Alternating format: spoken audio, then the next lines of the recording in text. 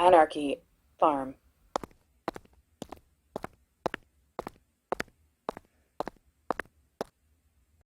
교수신문은 내년 올해의 사자성어를 선정합니다. 2022년의 사자성어는 묘서동처라고 하더군요. 직역하면 고양이와 쥐가 함께 자리한다 입니다. 언뜻 느껴지듯이 뭔가 부자연스러운 현상을 지적하는 말입니다.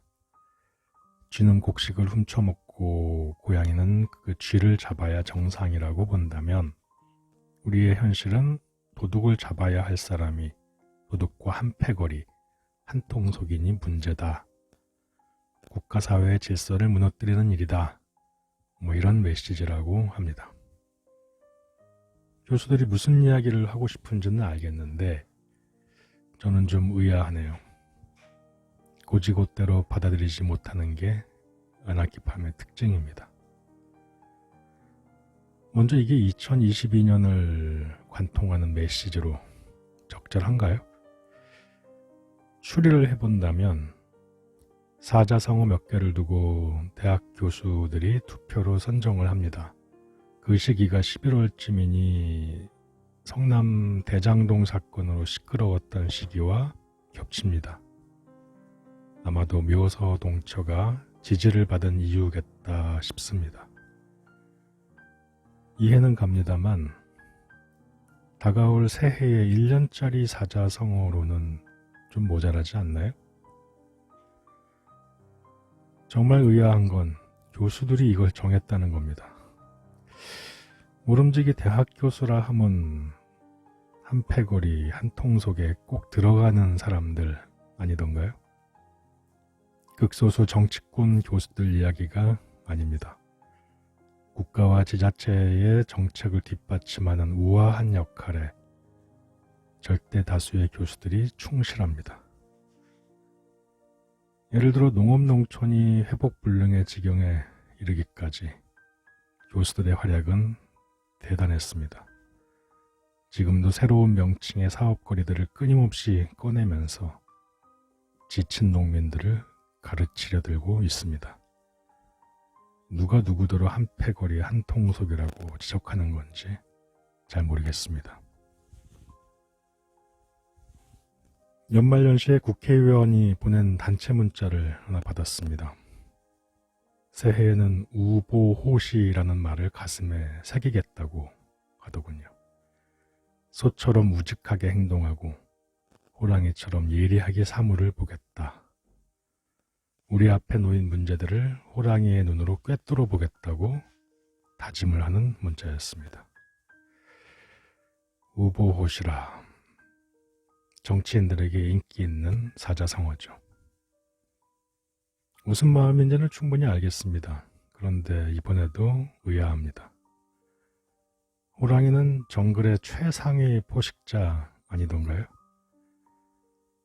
호랑이가 꽃과 토끼를 지그시 바라볼 리 없습니다.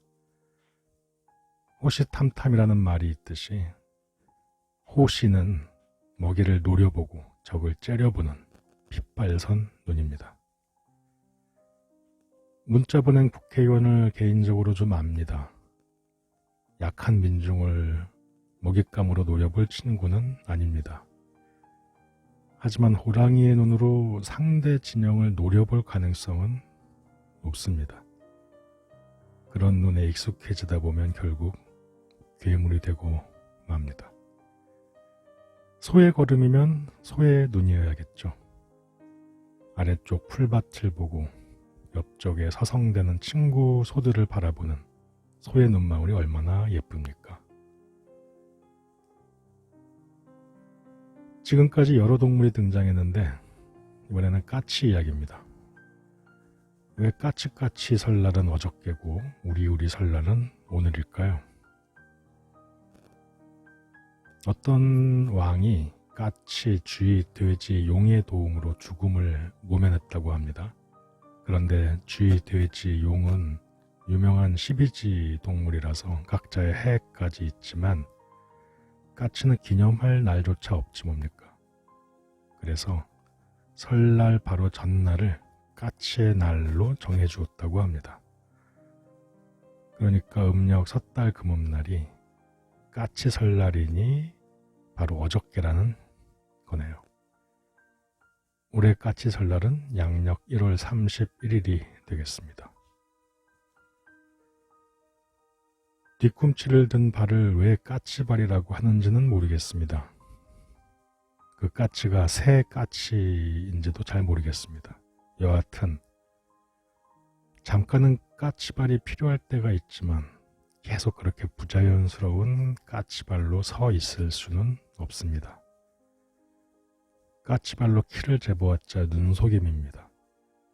까치발로는 일할 수도 없고 밥 먹을 수도 없고 쉴 수도 없습니다. 그러니 까치발을 약자들, 초짜들에게 강요하는 사회는 부자연스러운 사회입니다. 자유롭지 못한 사회입니다. 은하키팜도 2022년의 사자성어를 선정해 보았습니다. 기자분립, 노자 24장의 첫 구절입니다. 까치발로는 오래 서 있을 수 없다. 까치발로 서는 건 사실은 서는 게 아니다. 까치발은 허위일 뿐이다.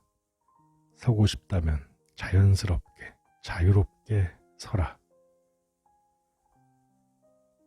뒤에 이어지는 노자의 나머지 이야기도 한번 찾아서 들어보시기 바랍니다. 지혜로운 어르신이 어깨 툭 치며 던지는 말씀 같습니다. 우리 모두 그 누구에게든 까치발을 강요하지 않고 또 강요받지도 않는 편안하고 자유롭고 평화로운 2022년이 되기를 희망합니다. 여기는 아나키팜, 저는 반피디였습니다. 또 뵙겠습니다.